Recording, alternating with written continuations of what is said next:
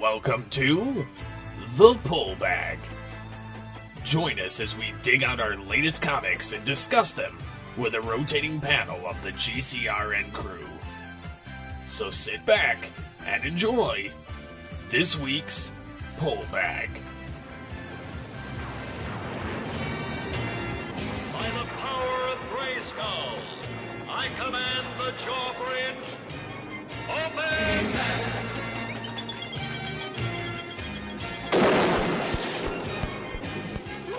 The Powers of Grayskull series will cover every episode of all four Masters of the Universe cartoons. Join Optimus Solo and myself, TF2 and Mike, as we tell tales of Eternia, discover the myths of Etheria, become masters in space, and finally Masters of Grayskull. We'll have a commentary on the Secret of the Sword film, and a few other special episodes. You can find this 125-episode-long podcast in iTunes and on the web at geekcastradio.com. By the power and honor of Grayskull, we all have the power. Yeah, I hope I didn't miss anything exciting. Hello and welcome to The Pullback. This is Back Issue Classics episode. Wow, I can't even talk tonight, folks. It's episode 61 for Back Issue Classics. I'm, of course, TF2 and Mike. Joining me, as always, is my Skeletor. Ah, good evening, Michael. Perchance do you have anything to eat? I'm nothing but skin and bones. Yeah, no meat for you. And apparently your own head is on your staff. Yeah, after these. Oh, boy. So, Back Issue Classics, episode 61. Episode 59, we had myself and Joe do TPB Back Rocksteady number 2. Episode 60 for Back Issue Classics, you guys would have heard Steve Megatron and I talking about DC Rebirth number 1, the one-shot, setting up the Rebirth universe. And now we are back to He-Man, the Eternity War. We're going to talk about issues 7 and 8 tonight. Yeah, wow. Look at that cover for number 7. Holy crap. They are tearing her apart. She's being eviscerated by the souls Of Etherian's past. Yes. And Skeletor is just looking on like, yeah, sorry. That's what you get for, screwing me over and, Meh, I'm Skeletor. This is what I do. Yep, pretty much. Looks very 2000X. Yes, it does. Very much so, which is really cool, too. All I can think of is all I can think of is, I'm sorry, this is how the divorce was supposed to go. Alimony for none. That's right. So we start off issue 7 at the line between the light and the dark hemispheres of Eternia, which is interesting. And there's this giant forge-looking volcano place that has a bunch of rivets, and it's got a giant staircase in the center surrounded by lava with a giant, looks to be the barrel of a gun. Like the circular barrel of certain guns. Don't tell me it's a planet gun.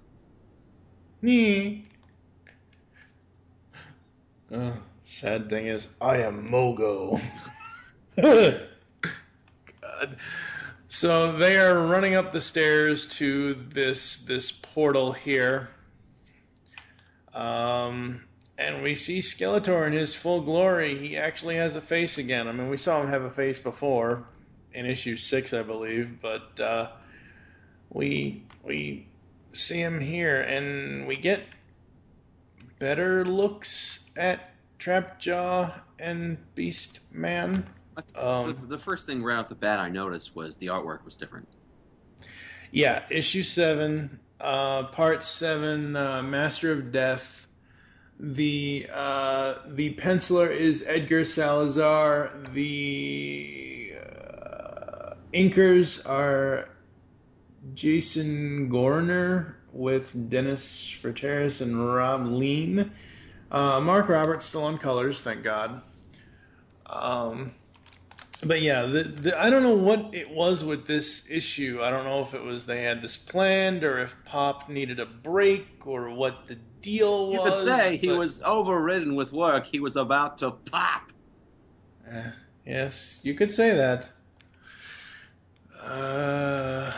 So we have Skeletor telling the story of the darkness, and they're basically trying to get to Despondos. And he tells the story of how he used the well once before, the Well of Darkness, and we get Castle Brightmoon. I was not expecting to see Castle Brightmoon, nor was I expecting to see Skeletor leading the Horde troopers. Yeah, this is where things get Bloody. convoluted. Yeah. So in this page, you see him on top of a bunch of Bright Moon soldiers, but the weapons that he seems to have in his hands are the Demo Man weapons. Mm-hmm. Yeah. And then he's got the Maybe little Horde insignia on his waist. Yeah. Maybe that's just an homage to Demo Man having his weapons in Skeletor's hands, I guess. Maybe that's the only way they could get him into the series.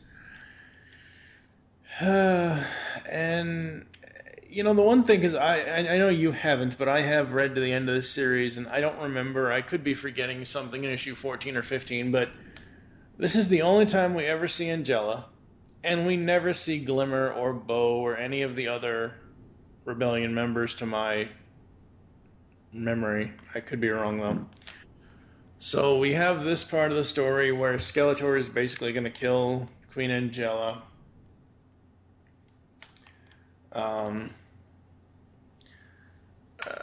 And we go back to the Fright Zone where he is reporting to Shadow Weaver and basically, essentially pledging his love to her. What do you think of the whole setup here of Shadow Weaver and Skeletor being husband and wife? Well, I mean, they basically tiptoe around the actual words of saying it. So, how long has this been going on for? This has never been mentioned in the past issues. So, okay, because many of us are led to believe that Evelyn is his gal of choice. Yeah. But she defected to Hordak. But this was 7 years ago, so... Yeah, that's true. So he pledges himself to her, and then she touches his face, it lights on fire. Not really. He goes to... he supposedly goes to Hordak, but apparently Shadow Weaver is double-crossing Skeletor because Hordak was listening the whole time. Apparently, Skeletor's betrayal is coming back to bite him, and we're back to... Because, like you said, this is 7 years ago, so this is back before Hordak got freed from the blood of Grayskull. So he's back to his Morticia-type look, I guess. I don't know. Tentacle dude? I understand that this series is tweaking with chronology as we know it. Mm-hmm. But 7 years ago, but all right, well, I assumed that once Skeletor captures Adora and he kind of backstabs Hordak in some way there, so it's been 7 years plus 18 years, and then they mention at one point, and this gets very confusing in the next couple of pages. Yep. I do love the art of seeing, and it's an interesting twist to the Secret of the Sword story. But I do love seeing the art of the Burger King with his Burger Queen and their Burger Twins. I'm sorry, anytime anyone draws Randor like the Burger King mascot, that's what he is. Like, damn it, use Filmation, use 2000X, use anything. Well, except for that New Adventures crap. Elena, I love you.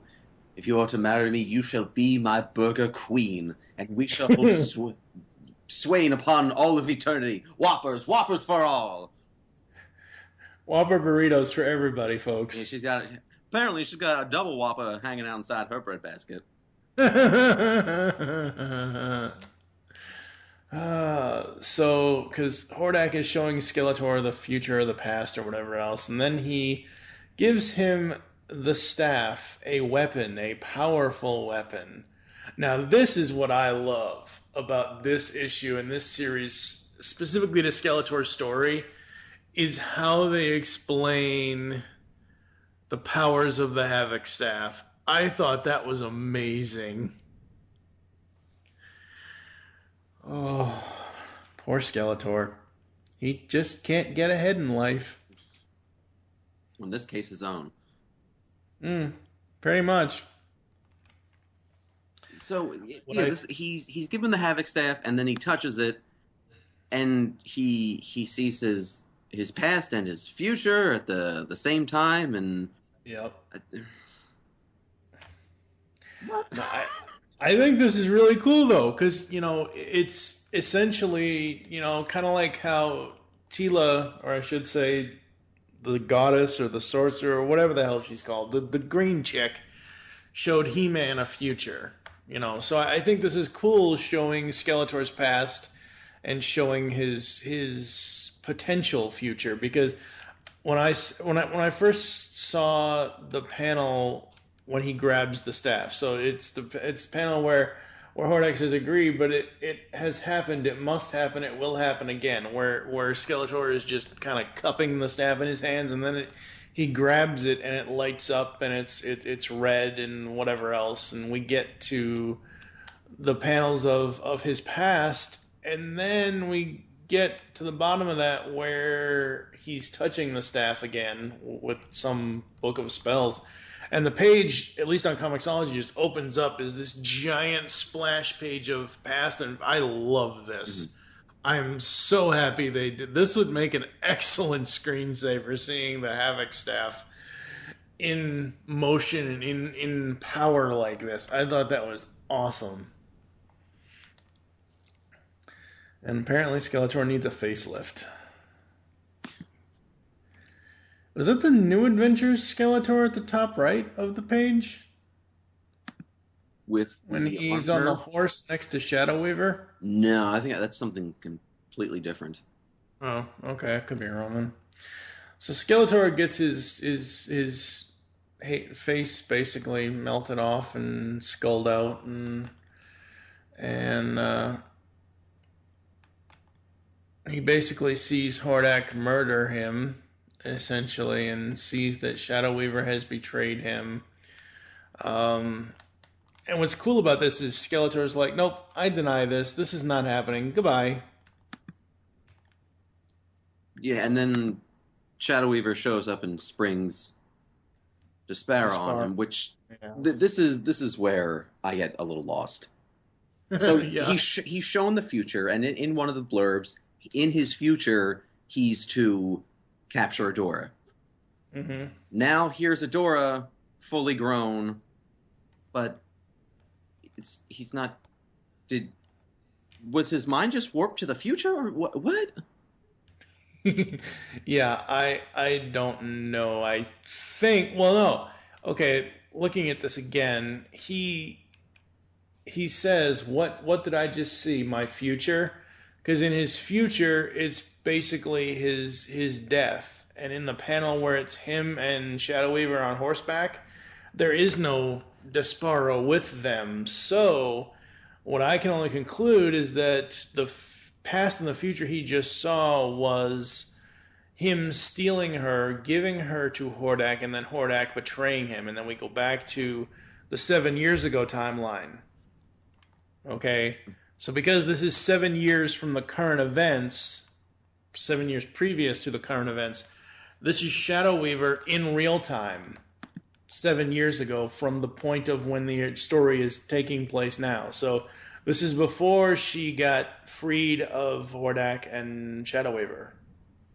Does that make any sense? No. Well, like my own.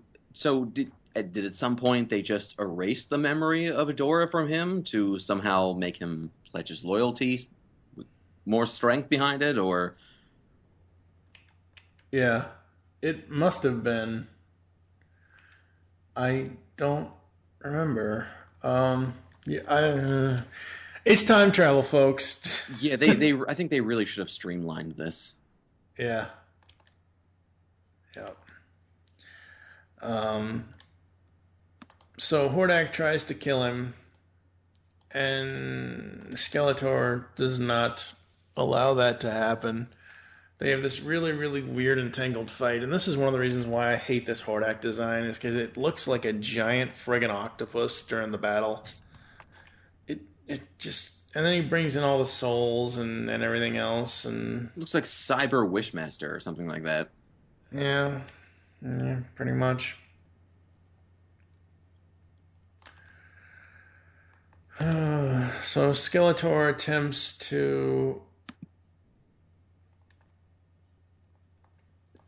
change his destiny, and he runs through a portal.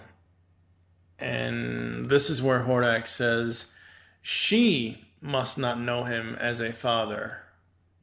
So basically, where the memory erase happens isn't to Skeletor; it happens to Despara. Mm-hmm.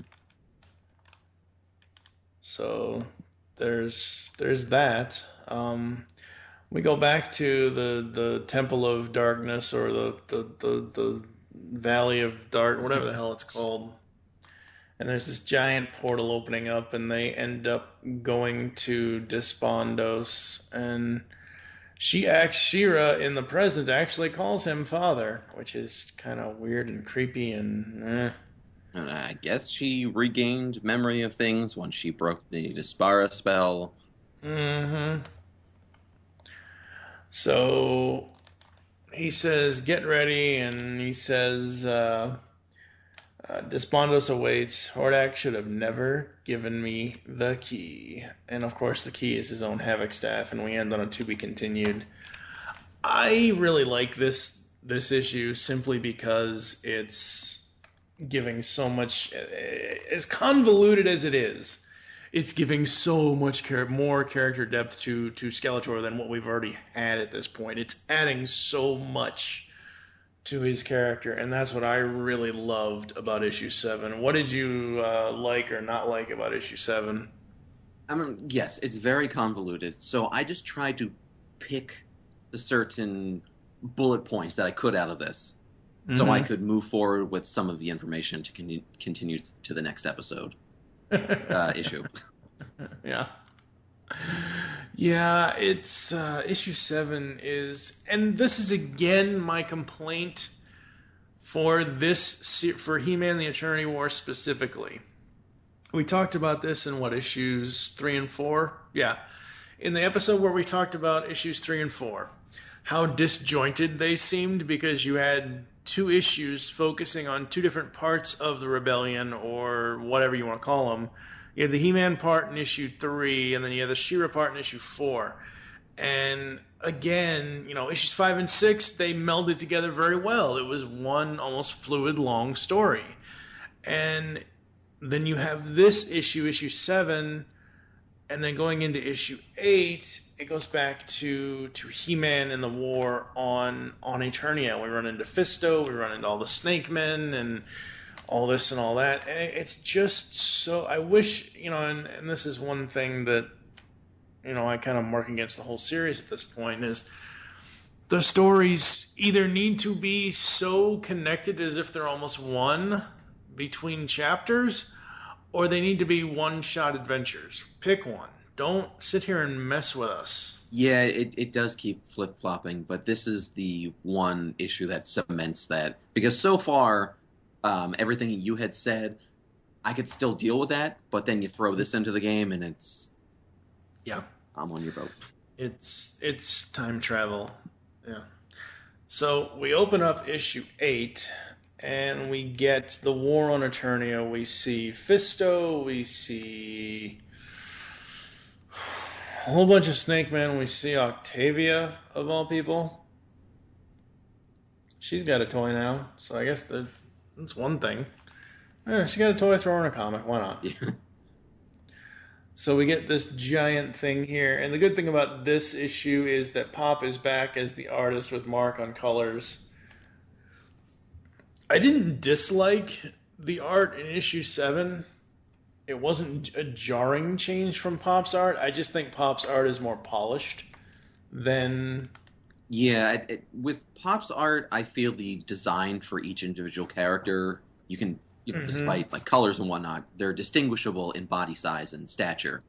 In that issue, everyone kind of had the same feel to them, so they didn't stand out as much. Yep. So we have, because you remember last time Adam basically threw the sword in the abyss or whatever. Snapped it or something. The problem with power, yeah. So he's King Adam now. He's not He-Man anymore. And we have all of the Eternian guards, all the palace guard uniforms. It's like, hey, it's an army builder. Which one Scott and I like? Yeah, really. That's right. And Adam has this weird trap jaw looking Gatling gun. Yeah, at first, before I read the bubbles and whatnot, I was thinking, what's his name, Darius or something from New Adventures? Because he has a similar color scheme. But no. No, it's King Adam in some weird looking thing. But he looks much older than he does in later panels in that shot. Yeah, well, it's because we find out that this is a dream. Because he says, Sire, your orders. Who is that man? Man, sir? He's right there, soldier. And then we see That's no man. Snaked That's up. A king. A Burger King. Yeah, it's a zombified snake version Barbie. This is what happens when he eats a Big Mac. I almost said Barbie King. Wow. Jesus Christ. Burger King, yes. And we run to the fact that it was a dream. The only thing I think that is a misstep on this is that Battle Cat is not in his garb. When he's not in his garb, he needs to be called Cringer, you asshats. I mean, Adam's called Adam when he's not He-Man, so... But I do like seeing Cringer here. I think that's absolutely awesome, seeing him as Cringer and not seeing him as Battle Cat, and thank God he got the gold flakes off him. So the dream that he has, was that a dream or was that more of a vision? I think it was a dream, but I think it could also... I don't know, the end of it, the zombified, red-eyed Burger King Randor, I think is basically them trying to plant a seed of what's going to happen to Adam in the future. Because it seems like they're battling for Eternos, and then there's the bubble when he wakes up that says Eternos the day after the liberation. Well, wasn't that dream just the liberation or something like that? Yeah, I don't know. It's oh God. Yeah, and then the dream, the snake then seemed to be following Fisto loyally, and then outside of the dream, they seem to be disobeying him pretty easily. Yeah. The coolest thing for me out of this issue is seeing good old little imp.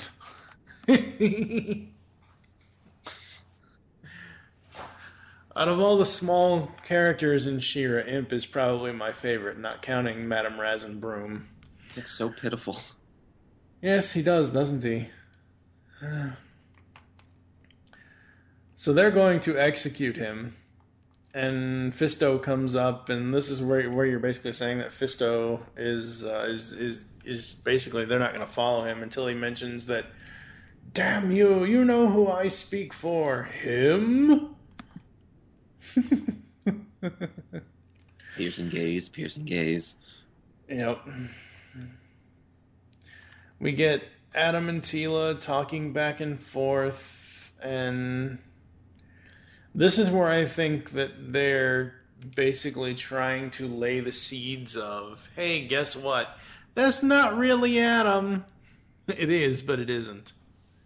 Because he starts coughing and choking and becomes ill, or supposedly, and whatever else. And you know, that zombified Randor kind of reminds me of King Hiss. And King Hiss did take over Randor's body in in the previous series. So I hate to say it, but I think they're gonna, rinse, lather, repeat. Oh, God. Yeah, I didn't think that at first. I just thought it was maybe the... Well, I didn't think that at first either until he starts until Adam, he's coughing, he's grabbing the thing off the wall and he's covering up and then she hands him the sword. Like, oh, okay, the sword, great. Like, I tried to get rid of this, and here you are handing it to me again. God. Yep. So we go back to Castle Grayskull. Shouldn't it technically be called Castle Pink Skull since that's pink coloring now? And we have 2011 Thundercats Hordak. Going in, and he's going to the forge, and Evelyn has the eyes. They are prepared. Now, when Hordak says, "Is everything prepared?" and they say, "The eyes of Grayskull are primed, Lord." The next panel is, he says, let the hammer fall. Mm-hmm. All I can think of is, where the hell is Robert Duvall? Because Hordak just turned into Tom Cruise from Days of Thunder. I'm dropping the hammer. No, you are not. Either that, he has a hidden boombox ready to play MC Hammer. Yeah, that's true. So we have that. We then go to the Despondos, the Vault of Souls, War Eternal. And we have Skeletor flux capaciting their way in. And he is basically going to steal a bunch of souls to fight Hordak. And in this, he betrays his niece and seeks... adoptive daughter. Who knows anymore? Yep. And apparently he found her locket and basically throws it towards the souls, which then grab her. And he says, "Didn't I warn you to stay back? I didn't take all the souls. I left the ones that Despara delivered to Hordak personally. More than enough revenge to go around." Goodbye. Goodbye. Skeletor, you creepy, creepy bastard. So I'm sure Adora will have to fight her way out of hell or something like that in a future issue. Uh-huh. Well, part of the thing is Hordak is trying to find... I think they mention it in this issue. I think I could be wrong. He's trying to find the Crystal Castle. Okay. So, there's that. I do love the panel where it opens back up to Grayskull and where he starts his little speech. "Citizens of Eternia, hear in the voice of Hordak." I love the full-on panel shot of Castle Hordak. That looks so cool, especially with all the planets behind it. Yeah, it's pretty commanding. Yes, very awesome. So he has his speech, and basically he says, "You call yourselves masters of the universe. Now you will learn the true meaning of the words." And yeah, the backgrounds, Pop's backgrounds, the colors. I mean, the Palace of Eternia has never looked so good in comics. Yeah, it's pretty stunning. I'm digging it. Yep. And he basically shows them a future of how they eventually went to the world of Primus, and I'm like, wait. Yeah, this is kind of cool. Yeah, why are they bringing Transformers into this? Anyway, so they show the world of Primus, and they show how everyone's, future children, grandchildren. I mean, you look at the one panel where he says, "The memory of Hordak has faded from their minds." In that panel, you have someone that kind of resembles Tila. It's Master Sabrian, Flipshot, Hydron, Mara, Drissy, and her brother, and two of the robot characters. They're all new adventure characters. Yeah.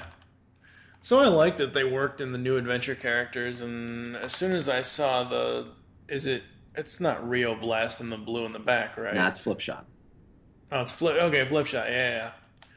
As soon as I saw that, I'm like, hey, it's Mechaneck, but I realized no, it's not Mechaneck.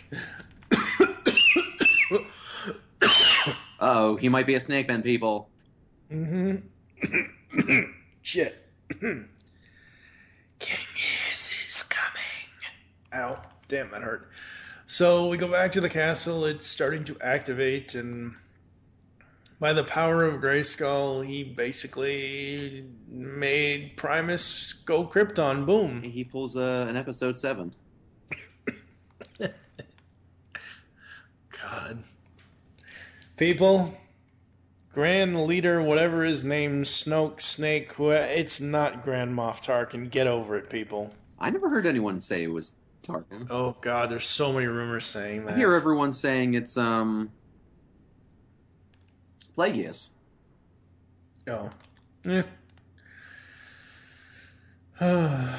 So, Hordak destroyed a world, and we have a giant horde face in the sky.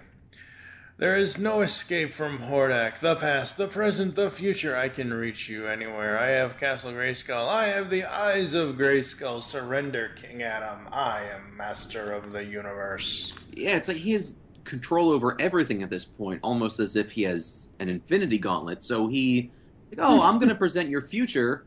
I'm going to transplace, or whatever word I'm thinking of, your future above you, and then blow it up. So your future never happens. Yep. It's crazy, is what it is, folks. It really, really is crazy. So yeah, issues 7 and 8. Like I said before, we're back to disjointed stories. Now I'm wondering, were issues 5, 6, and 7 meant to be a trilogy part of the story? Like, should we have reviewed these? Should we have reviewed issue 7 with issues 5 and 6? Because it seems like between 7 and 8, it seems like 7 is ending part of the story, while 8 is beginning of Hordak's new Age of Destruction. Well, what I'm noticing, I'm reading these issues before we record, individually, individually. Unless you're reading like the whole batch at one time, like a paperback of this, you have to go back and keep trying to seed through things. Yeah. Yeah.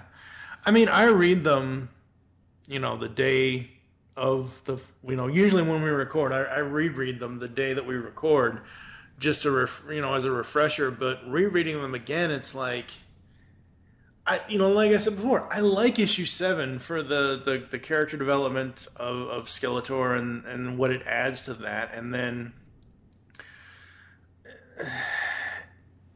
we get the disjointedness of, hey, let's go back to the war. So we had all this stuff with Skeletor and all his stuff, and that's kind of done now. So let's go back to He-Man and everybody else and the war, and let's leave. We've tried so hard to get past a certain stepping stone in the story, and then you go back to it. Yep. Pretty much. Issue 7, I'll give a 4 out of 5. I really dug it as an individual issue, as an individual story, with Skeletor's stuff and all that. Issue 8, I'm probably going to give a 2, because it just... I love the art. The Pop's art, Mark's colors, absolutely love that. If I was rating the writing separate from the art would probably get a 5, because the art's amazing, but the writing is just so disjointed. It's getting a little frustrating. I've certainly enjoyed 8 more than 7. I think if I've gone back and just read everything through up to 8, it'd make a little more sense. Mm-hmm. But I think right now 7 I'd give maybe a 2.5, and this a 3.5. Okay, all right. Yeah, that's I don't know. I remember when they initially said, "Oh, the 2013 series is going to wrap up, and we're going to start a new series," and It's going to be a love letter to the entire Motu fandom and the franchise, and it really has been. I mean, if you really look at several parts of each issue, they've paid homage to almost every aspect of the Masters of the Universe, whether it's the classic comics, whether it's Filmation, whether it's whatever, New Adventures, all that.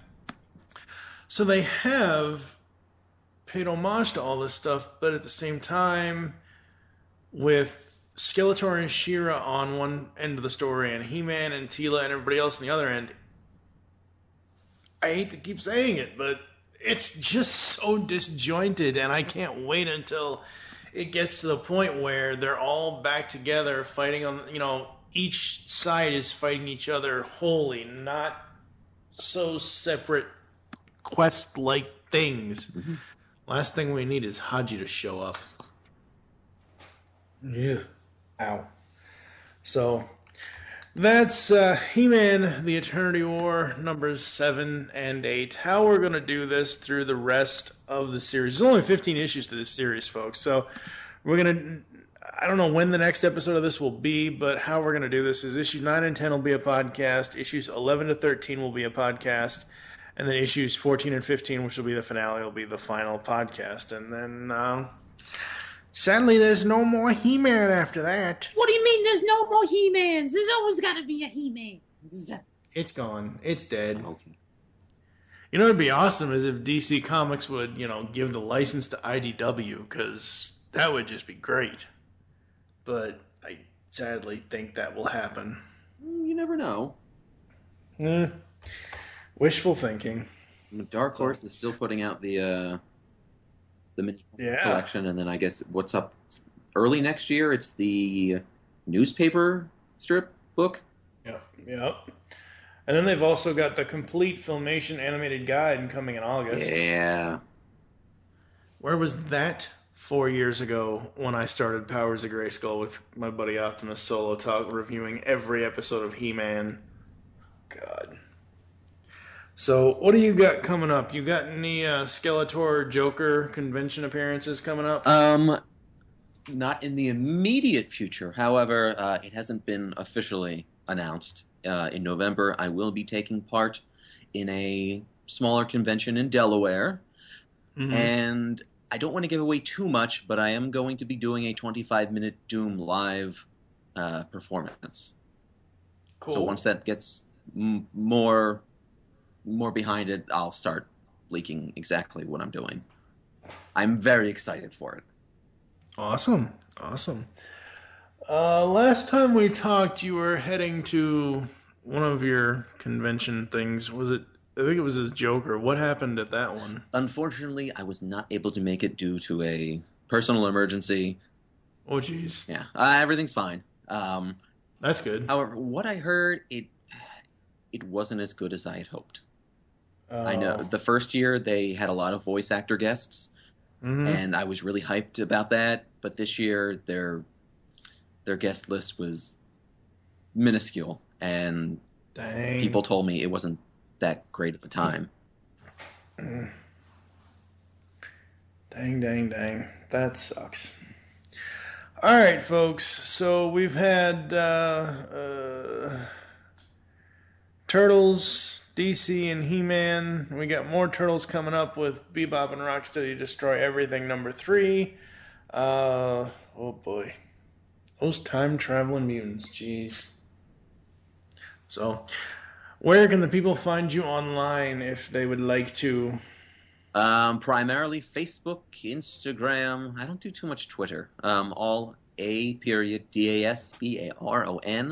My friend Brandon, the Dabadon Christopher, and I have started our own podcast, the Pop Culture Clash Podcast, which we have finally gotten set up on iTunes. So you can find us by searching Pop Culture Clash Podcast. Awesome. All right, make your great escape into comics, and we will catch you next time. Very, very good. When you got it, you got it.